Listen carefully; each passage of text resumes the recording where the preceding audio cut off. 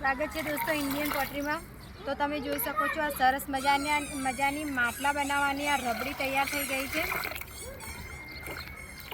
અત્યારે એકદમ રબડી બનીને તૈયાર થઈ ગયેલી પડી છે અને આ કઠણ થેલી પણ અમારી પાસે પડી છે। તો ચલો એ પણ બતાવું છું કે એને 4-5 દિવસ પછી જે કઠણ થાય છે એ કેવી રીતે હોય છે। તો ચલો હું બતાવું છું તમને કે જે માટી કાઠી થઈ ગયેલી હોય છે એ કેવી રીતે હોય છે। તો અમારે એને ઢાંકીને રાખવી પડે છે દોસ્તો। તો આ રીતે એની અંદર પ્લાસ્ટિક ઢાંકવું પડે છે પહેલાં, અને પછી એના ઉપર કોઈ વજનવાળું કપડું નાખવું પડે છે।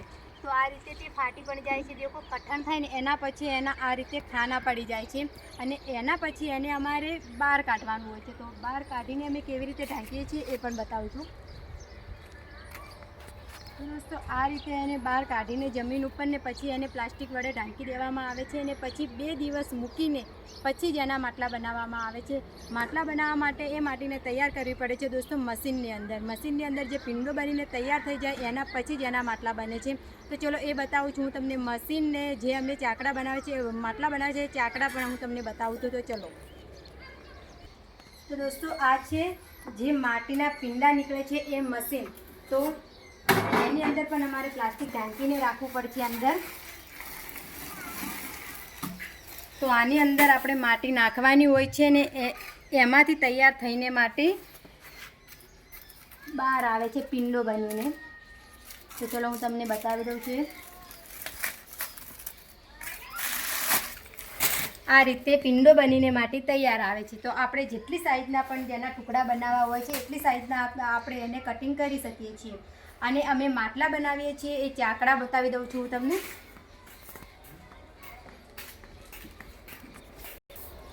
તો આ બાજુ દોસ્તો એક મોટરને 2 ચાકડા લાગેલા છે, તાકી એક મોટર ઉપર 2 ચાકડા એમ લાગેલા છે કે 2 કારીગર એક સાથે કામ કરી શકે છે। તો ચલો એ ચાકડા હું તમને ચાલુ કરીને બતાવું છું।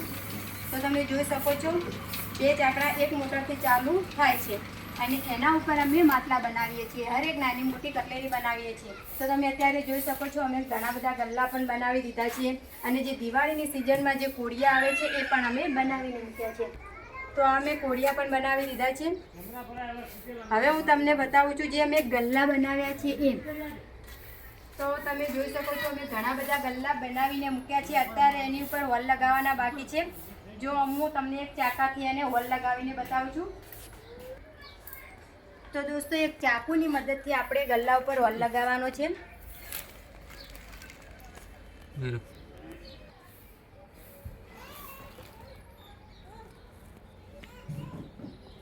તો આ રીતે હોલ લગાવવામાં આવે છે દોસ્તો।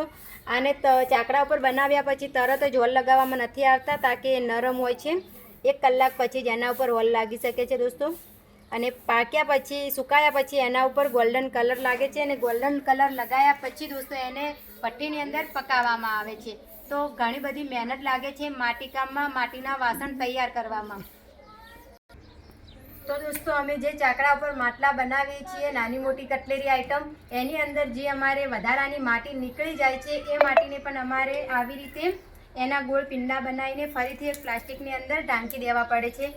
આ માટી ફેંકી ના દેવરાય, તાકી એ કારણે સુકાઈ પણ ના જાય, એ કારણે અમારે એક પ્લાસ્ટિકની અંદર એને ઢાંકવી પડે છે દોસ્તો, તાકી એને મશીનની અંદર ફરીથી એક પિંડો બનીને તૈયાર થઈ શકે છે।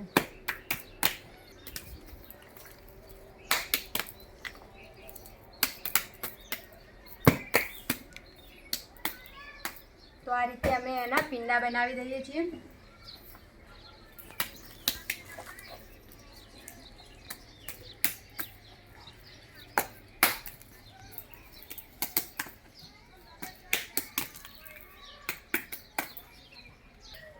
તો દોસ્તો એ જ રીતે અમે નાની મોટી ઘણી બધી કટલેરી આઈટમ બનાવીએ છીએ। જેમ કે ગલ્લા મેં તમને અત્યારે બતાવ્યા, એના પછી મેં તમને કોડિયા પણ બતાવ્યા। તો જે દિવાળીની સિઝનની અંદર જે ધૂપડિયા આવે છે એનું બહુ દિવાળી ઉપર એનું માર્કેટ બહુ વધારે હોય છે। દેશી કોડિયા અને ધૂપડિયાનું, એની સાથે જે નાની કુલડી પણ આવે છે એ મુહૂર્તની અંદર દોસ્તો ઘણી વેચાય છે।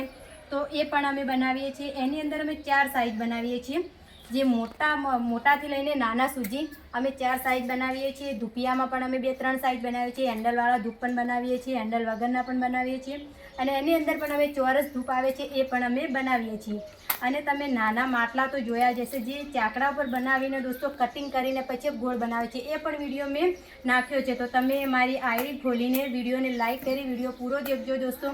અને જો પસંદ આવે તો કમેન્ટ જરૂરથી કરજો અને ફરી કમેન્ટ કરીને એમ કહેજો કે અમે નવા વિડીયોમાં કઈ માટેની આઈટમ બનાવીને બતાવીએ તમને. તો હવે ફરી મળીશું એક નવા વિડીયો સાથે દોસ્તો.